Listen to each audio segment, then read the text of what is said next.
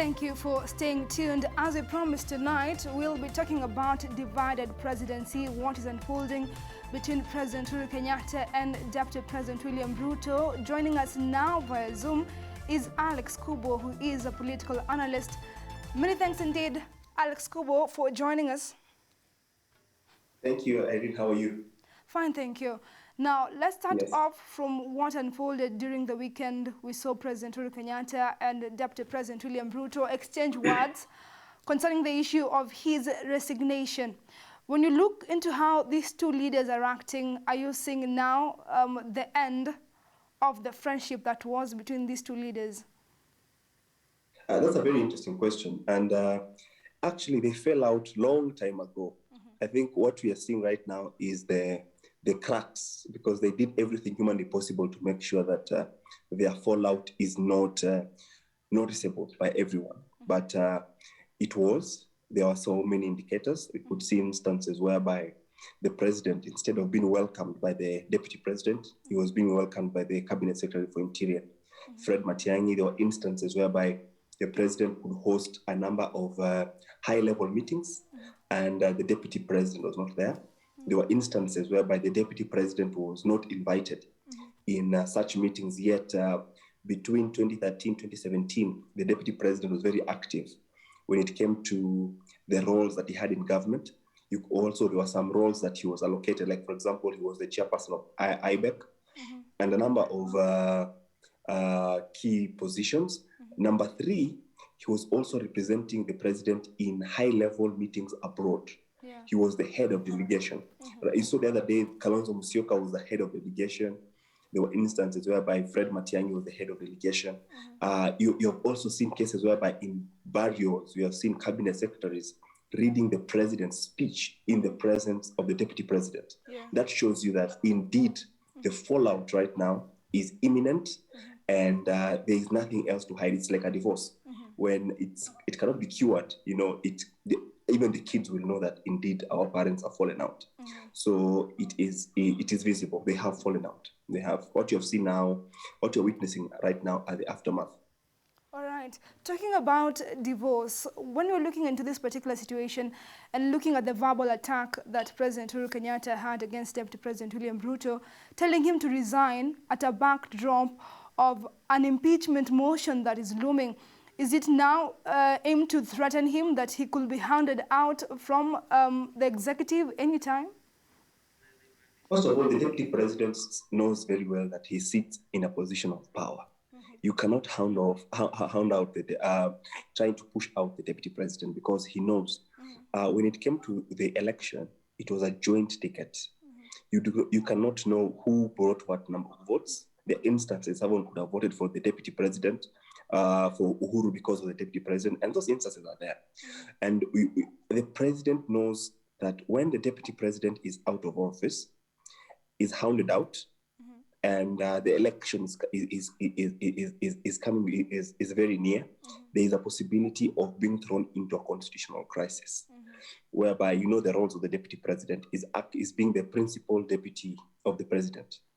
If there is no deputy president, then there is a lacuna, and the law does not allow a lacuna. And you know very well also the deputy president has a number of parliamentarians in parliament, and that might actually occasion a constitutional crisis. Number two, the requirement for impeaching a deputy president is provided for in the law. So the president knows for him to actually actualize that, he must have the numbers. Number three, what will be the political ramification of the impeachment? Because politics largely is a matter of perception. Right now, the deputy president is in a position of power because many Kenyans think that he's being bullied. Many Kenyans think that these people who have a political history, big families, are coming together to fight someone who just wants to make a name for himself. So that perception might have an adverse, effect on 2022. So the deputy president knows all that, and that is why he has the guts, to come and even dare the president openly and the former prime minister. So the deputy president knows very well he sits in the position of power. The person who is sitting in the position of power right now is the deputy president, not even the president. All right, quite a perspective Yes. there. Now, Yes. opposition leader Raila Odinga, or ODM leader Raila Odinga, while in Narok over the weekend, said that Deputy President William Ruto cannot be trusted with presidency due to his hypocrisy and disloyalty. And some political pundits have argued that the way Deputy President William Ruto has handled himself in the second term of President Uhuru Kenyatta, that the way he has handled himself might be something that might be used against him, or a card that might be used against him come the 2022 general election and even 2027 should he vie. Looking at it that way, would you perhaps read the same as they're reading from the same script? Absolutely not. Irene, there is a saying in English. The Englishmen say force begets force. If you're pushed to a corner, the only avenue you have to get out of that corner is pushing back. The deputy president was pushed out from government. What the deputy president is doing right now is just enjoying the trappings of power that comes with his office. But it's just a position without responsibilities. It's like a civil servant who has no responsibilities. Whatever he does in the office is going very early in the morning to read papers, hanging his coat, waiting for lunch, going for lunch, and going back home in the evening. We have seen that his role has been taken largely by the CS Interior, Fred Matiang'i. So what the deputy president is trying to tell Kenyans is that there are quite a number of things that are happening in this country that I have not given the green light. So, and that's the communication that he's making right now.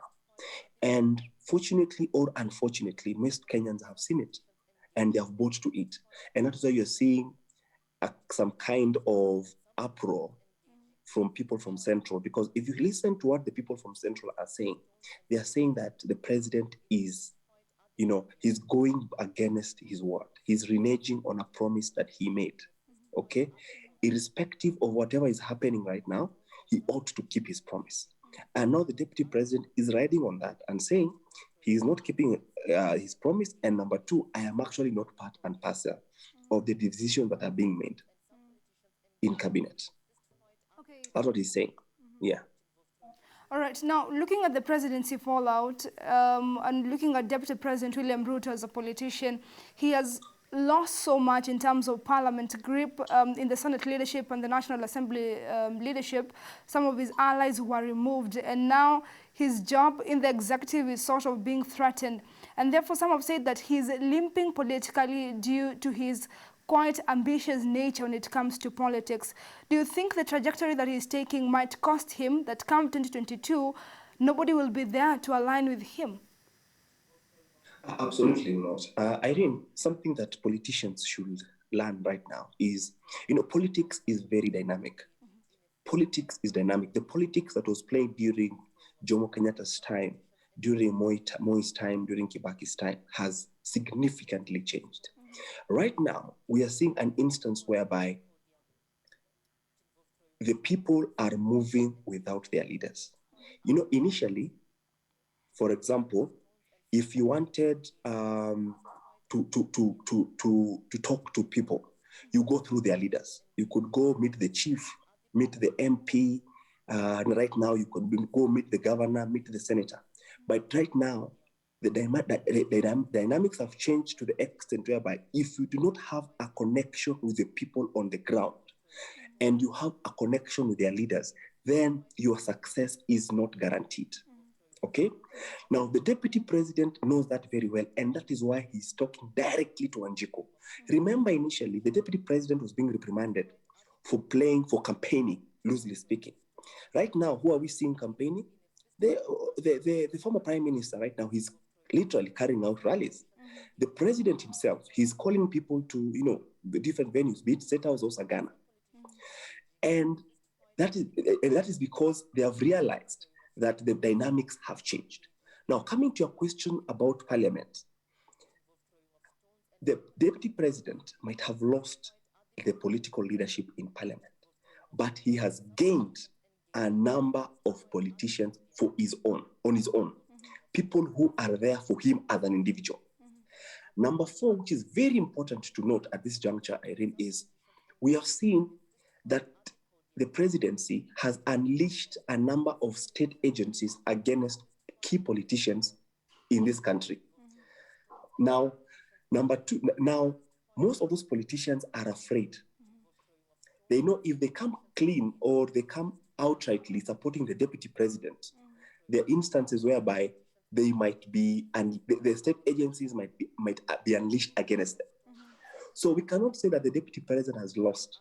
Let us wait until the budget has passed. Let us wait when it is almost 5 months to the election. And this I can say without fear of contradiction.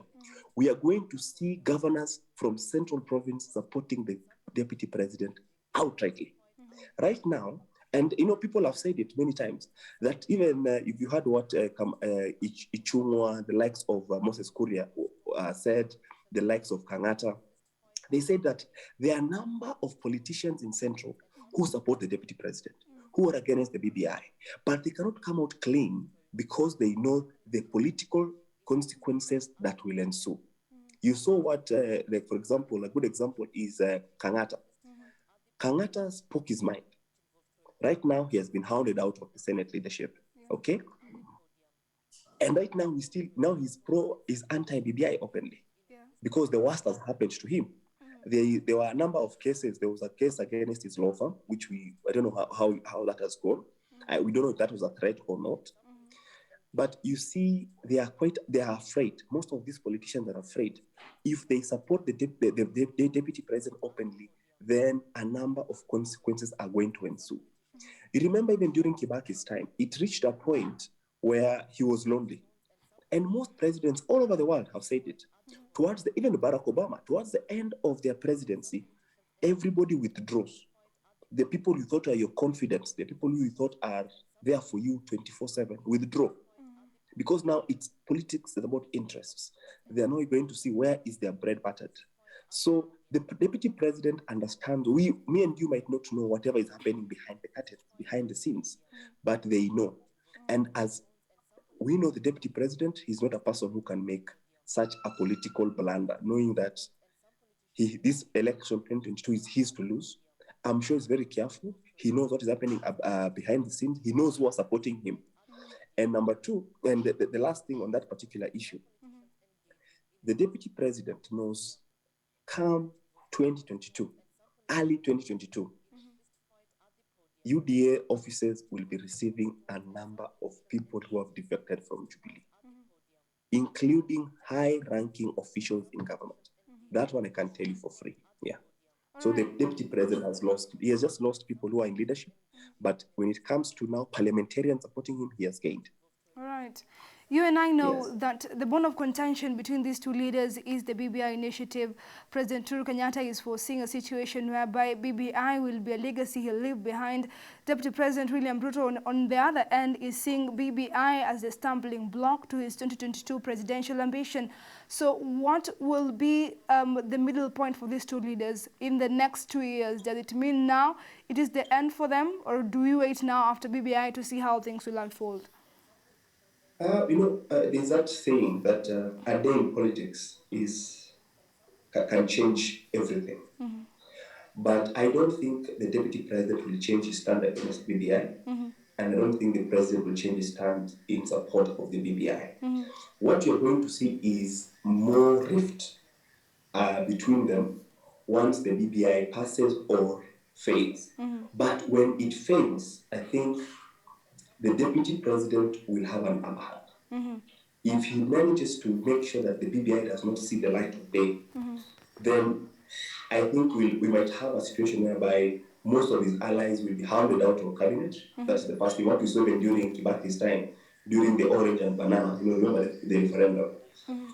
Now the question is, now we'll have politicians supporting the deputy president openly, just what I alluded to earlier. We are going to have people who did not support him now coming out very clearly and supporting him. And that is where now the deputy president's base will build exponentially. He will be more defined.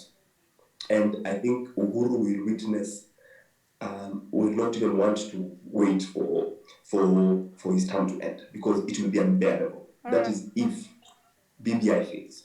All right. Now, When you look at the presidency, that is the president and the deputy president in one ticket. Of course, there are some of the mandates that they have been given to be able to implement. When we looked into Jubilee government in the 2017 general election, they had promises, they had promised the nation, they have not yet delivered. And some leaders have said that this duel between these two leaders is costing the nation. Now, from where you sit, is this antagonism in any way affecting the delivery of President Uhuru Kenyatta to Kenyans? Absolutely not. The president is in charge of government. He's the one who dictates the government policy. He's the one who dictates the priorities that the government is set to achieve in every 5 years. What we are seeing is the president has somewhat realized that the deputy president is taking a lot of time campaigning against BBI while he's concentrating on other things. Now the president has already left the issue of Big Four. Nothing has taken place. There are very few things that have happened to show Kenyans that indeed the president was very serious about the Big Four. Right now, the only thing that the president is concentrating in is the BBI, whereby he's now involved directly in campaigns, as opposed to a year or two ago, whereby he was using proxies. But he has realized the proxies have been doing a bad job, their strategy has failed, now he needs to take leadership, he needs to take the mantle. Now, I don't think it would be very unfair to accuse the deputy president of sabotaging the manifesto of Jubilee or sabotaging the Big Four, the achievement of the Big Four agenda. The person who should be directly be blamed for it is the president. It is the president who dictates what happens in government. But now the president himself has reduced it, has been delayed by now the BBI, to the extent that those serious political, the Big Four agenda has not been achieved. The manifesto of Jubilee, as you rightly said, has not been achieved. And I don't think they will achieve anything. If everything goes as planned, Irene, we'll be having a referendum by July. That is now subject to the cases that we have in court. And that means it will usher the campaigns for 2022. What time will the government have to sit down and finalize on Big Four? None. So it will be unfair to blame the deputy president for that.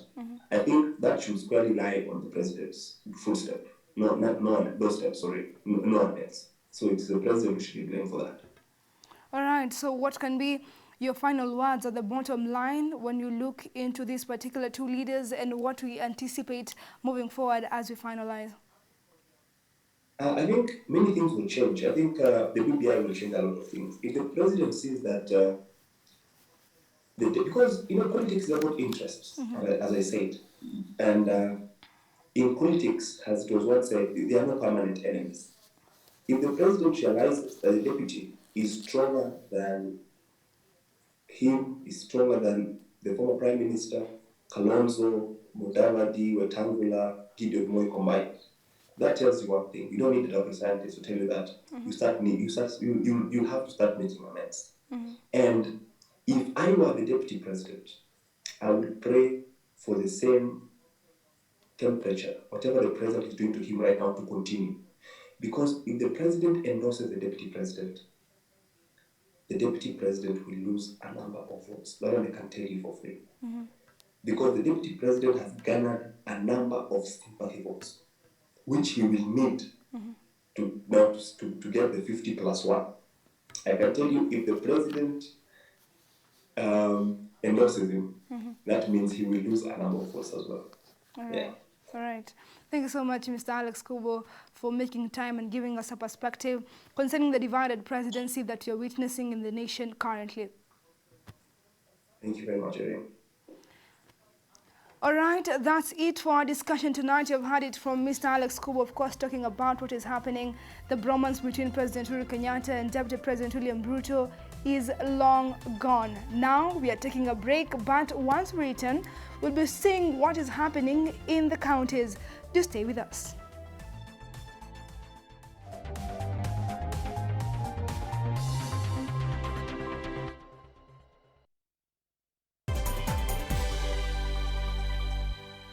So I'm gathering two major things from this particular conversation, even this far, is that one, there's the aspect of leadership. The fact that your team was comprised of members even outside the engineering space, like yourself, you have somebody in nursing. So why did you see the need to integrate people outside your field? First of all, I want to say that leadership is important. For any industrial revolution, you see, there's usually pioneers of it. So it's usually people who see the need of involving other people and, of course, telling guys, okay, it's doable. Turn your 50 bob into a million-shilling investment. Changamka and Shindagari Chap Chap with Hometel. There's millions in shillings worth of prizes to be won. Send your 50 bob to paybill number 4040